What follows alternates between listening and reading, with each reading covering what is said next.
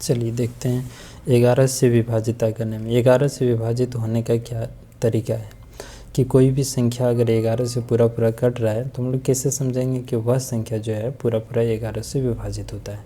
तो सबसे पहले हम समय बचाने के लिए कुछ लिख लिए हैं। कोई संख्या, कोई भी दी गई संख्या होगा, कोई संख्या 11 से तभी विभक्त होगी जब इकाई से, देखिए, जब इकाई से बाईं ओर चलने पर सम स्थानों के अंकों का योग तथा विषम स्थानों के अंकों का योग का अंतर 0 अथवा 11 से विभक्त हो तो वह संख्या 11 से क्या होगा, पूरा पूरा विभाजित होगा। कहने का मतलब ये होता है कि कोई भी संख्या आपको दिया गया है, अगर हम संख्या को अल्टरनेटिंग जोड़ें, मतलब एक घर छोड़कर एक घर जोड़ें, तो उन जोड़ने के बाद जो वही ना बात यहाँ बोल रहा है कि सम स्थानों के अंकों का योग और विषम स्थानों के अंकों का योग करें और फिर उसको घटाने पर हम 0 यानी तो अगर ये 11 प्राप्त हो, 11 नहीं हो तो कोई ऐसा संख्या जो 11 से पूरा पूरा कट रहा हो, तो हम लोग समझेंगे कि वह संख्या जो है 11 से पूर्णतः विभक्त होगा। जैसे अल्टरनेटिंग हम लोग इधर से भी ले सकते हैं, बाईं तरफ से भी ले सकते हैं, दाईं तरफ से भी ले सकते हैं, ठीक है। इसमें कोई बाउंडेशन नहीं है कि हम लोग इधर से ही लें, किधर से भी ले सकते हैं। अल्टरनेटिंग संख्या होना चाहिए, मतलब एक संख्या को छोड़कर दूसरी संख्या को जोड़िए। जैसे 1 + 3 जोड़े, ठीक है, फिर यहाँ माइनस करना है, फिर इधर से भी जोड़ें, 3 + 1 करें तो ये 4 - 4, रिजल्ट आया 0। अगर 0 आता है तो इतना समझ जाइए कि ये पूरी संख्या 11 से कटने वाला है, ठीक है। और जैसे चेक कर लीजिए 1 3 3 1 है, 11 से डिवाइड करना है तो 11, एक हाँ 11 बचा 2, 3 उतरेगा, 11 दूना 22, एक बचा, देखिए 11 एक हाँ 11 पूरी क्या हुआ, कट गई। इसी तरह से अगर इस संख्या को हमें चेक करना है कि यह 11 से पूरा पूरा कटता है या नहीं कटता है, तो इसके लिए हम लोगों को क्या करना होगा, इसके अल्टरनेटिंग संख्या को जोड़िए, मतलब एक घर छोड़कर एक अंक को जोड़िए। जैसे इस 3 को 6 के साथ जोड़ दीजिए, इस 6 को 0 के साथ जोड़ दीजिए, ये 0 जो है 2 के साथ जोड़ दीजिए, 1 6, फिर क्या करेंगे 0, फिर +2, इतना किए। फिर उसमें माइनस करना है, किधर से, इसके अल्टरनेटिंग संख्या से। जैसे 5 को 1 के साथ जोड़ दो, 1 को 3 के साथ जोड़ दो, तो यहाँ 3 या फिर जिधर से लेना है 5 ले लिए, 5 + 1 + 3।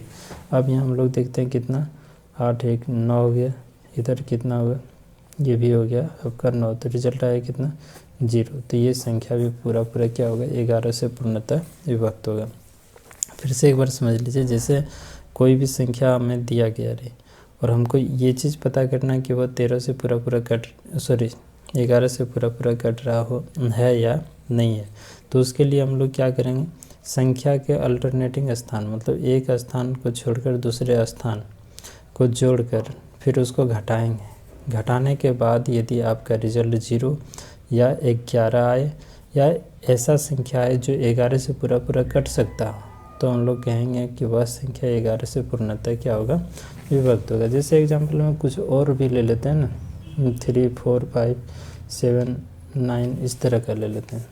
अब क्या करेंगे, इसके अल्टरनेटिंग संख्या को जोड़िए, एक घर छोड़ के, ये कितना हो गया 8 हो गया, 8 और 9 कितना हो गया, 8 और 9 कितना हो गया 17 हो गया।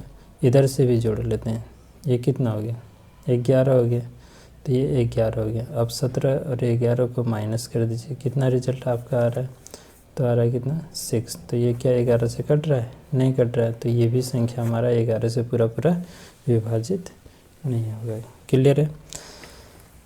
12 से विभाजिता का नियम क्या कहता है, 12 से विभाजिता का नियम, 12 से विभाजित होने का क्या नियम, 12 से विभाजित होने का नियम देखिए, सबसे पहले हम लोग क्या करेंगे, 12 को तोड़ देंगे, अभाज्य गुणनखंड द्वारा तोड़ दो, या फिर ऐसे भी आप लोग जान सकते हैं इसका क्या क्या गुणनखंड हो सकता है। 12 2 से कट सकता है ना, या नहीं तो आप लोग 4 तिया 12 कर सकते हैं, है ना, 4 तिया 12। तो जो संख्या 4 से भी विभाजित हो और 3 से भी, दोनों से विभाजित होना चाहिए। तभी वो संख्या 12 से पूरा पूरा क्या होगा, विभाजित होगा। क्लियर है। 13 से विभाजिता का नियम क्या कहता है कि जैसे 7 का विभाजिता का नियम अभी भी हम लोग पढ़ चुके हैं पिछले वीडियो में, तो उसी के आधार पर ये भी है, सेम वैसे ही है। कह रहा है संख्या का इकाई अंक को 4 से गुना कर शेष संख्या में जोड़ने पर प्राप्त संख्या 4 से पूर्णतः विभक्त होती है। गलती लिखा गया 13 से पूर्णतः विभक्त होती है, तो वह संख्या 13 से भी विभाजित होगी। कहने का मतलब ये है कि जो भी संख्या, जैसे ये संख्या है और हमें पता करना कि यह संख्या 13 से पूरा पूरा विभाजित होता है या नहीं होता है, तो इसके लिए हम लोग क्या करेंगे, इस संख्या का इकाई अंक में क्या करेंगे, 4 से गुना कर देंगे। 1 गुना 4 कर दिए तो कितना, 4 ही होगा। अब शेष संख्या में जोड़ते हैं, शेष संख्या कितना है, ये 14 13 बचा, इसमें 4 जोड़ते हैं तो कितना हो गया, 14 13 7, इतना बच गया। ये संख्या हम लोगों को पता करना है कि 13 से भाग लग रहा है कि नहीं लग रहा है, तो देख के तो हम लोग नहीं बता सकते हैं, ये बड़ा संख्या है। तो क्या करेंगे, ये प्रक्रिया फिर से हम लोग दोहरा सकते हैं। फिर इस 7 में हम लोग क्या करेंगे, फिर वही 4 से गुना करेंगे। 4 से गुना 7 चौका कितना हुआ, 28। फिर यहाँ कितना शेष संख्या आपका क्या बचा, इतना नहीं बचा है, इसमें से हम लोग क्या करेंगे, इसको जोड़ देंगे। तो ये हो गया 8 1 9 6, इतना हो गया। अब इतना तो पता कर सकते हैं ना, ये 13 से भाग लग रहा है कि नहीं लग रहा है, और फिर भी पता नहीं चल रहा है, तो फिर से इसके इकाई अंक में 4 से गुना कीजिए और फिर घटाइए। ठीक है, तो हम लोग देख रहे हैं 13 बार में ये क्या करा, पूरा पूरा कट रहा है, तो निश्चित है कि ये संख्या जो है ना पूरा 13 से क्या होगा, विभाजित हो जाएगा। इसी तरह से अगर यहाँ भी हमें चेक करना है, इसके इकाई अंक को क्या करेंगे, 4 से हम लोग क्या करेंगे, गुना कर देंगे, और शेष संख्या में क्या करेंगे, इधर बाकी शेष संख्या में जोड़ देंगे। जैसे गुना किया तो 4 हुआ, 7 6 4 3 6 इतना हुआ, इसमें 4 से हम लोग क्या करेंगे, जोड़ देंगे। 4 जैसे ही जोड़ेंगे तो कितना, 6 4 10, ये 4 4 6 7, फिर भी बहुत बड़ा संख्या होता है। अब फिर इसी इकाई अंक में हम लोग 4 से गुना कर देंगे, तो ये 0, शेष संख्या में 0 ही हुआ ना रिजल्ट। अब इसमें हम लोग क्या है, 6 4 4, इसमें हम लोग क्या करेंगे, इसको जोड़ देंगे। तो जोड़ने के बाद कितना आया, 4 4 6 7। ये प्रक्रिया चलते जाएगा, जितनी बार आप इसको दोहरा सकते हैं, जब तक छोटी संख्या आ जाए और हमें ये पता चल जाए कि वह छोटी संख्या जो है 13 से विभाजित हो रहा है, तो हम लोग समझ जाएंगे कि ये पूरी संख्या जो है ना 13 से पूरा पूरा विभाजित हो गया। क्लियर है। 13 से विभाजिता का नियम में हम लोग क्या करेंगे, इकाई के स्थान पर, फिर से देख लीजिए, 13 की विभाजिता का नियम में क्या करेंगे, इकाई स्थान को 4 से गुना करेंगे और शेष जो संख्या बच जाएगा, इस संख्या में इस गुणनफल को ले जाके जोड़ देंगे, और जोड़ने के बाद जो भी संख्या आएगा, यदि हमें इजी तरह से पता चल जाता है कि वह संख्या 13 से भाग लग रहा है बढ़िया से, यदि पता नहीं चलता तो इस प्रक्रिया को फिर से दोहराएंगे, फिर इसका इकाई अंक लेंगे और इकाई अंक लेने के बाद 4 से गुना करेंगे, और फिर जो रिजल्ट आएगा, फिर जो शेष संख्या बचेगा उसमें जोड़ देंगे।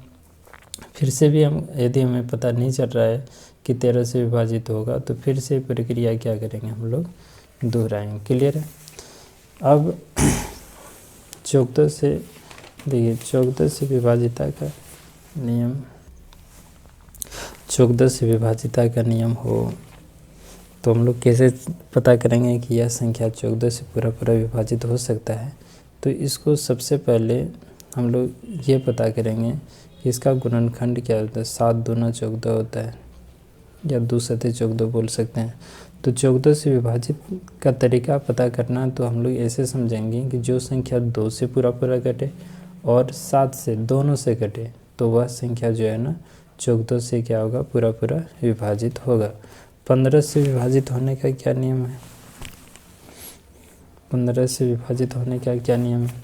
तो 15 से विभाजित होगा, इसके लिए हम लोग क्या कर सकते हैं, 15 से विभाजिता का नियम देखिए, इसको भी हम लोग तोड़ देंगे। 15 को 3 5 15, मतलब जो संख्या 3 से भी कटे और 15 दोनों से कटे, दोनों से कटना चाहिए, तभी हम लोग बोल सकते हैं कि वह संख्या 15 से विभाजित होगा। अगर एक से कट रहा है और दूसरे से नहीं कट रहा है, तो हम लोग नहीं बोल सकते हैं कि वह संख्या 15 से पूरा पूरा विभाजित होगा। इसी में देख लेते हैं कि 16 से विभाजित कैसे होगा। कोई भी संख्या को 16 से विभाजित करने के लिए क्या करना पड़ेगा, ठीक है। तो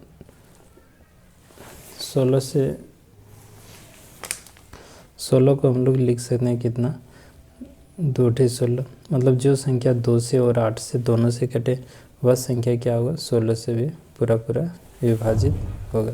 क्लियर है।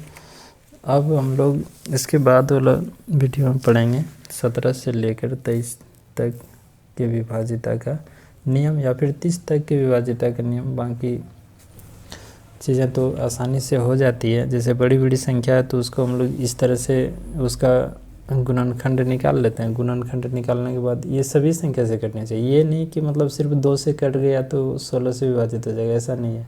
8 से भी होने चाहिए, मतलब 2 से कटेगा और 8 से दोनों से कटेगा, तभी हम लोग कह सकते हैं कि वह संख्या जो होगा किससे कटेगा, 16 से पूरा क्या होगा, विभाजित हो सकता है। क्लियर है।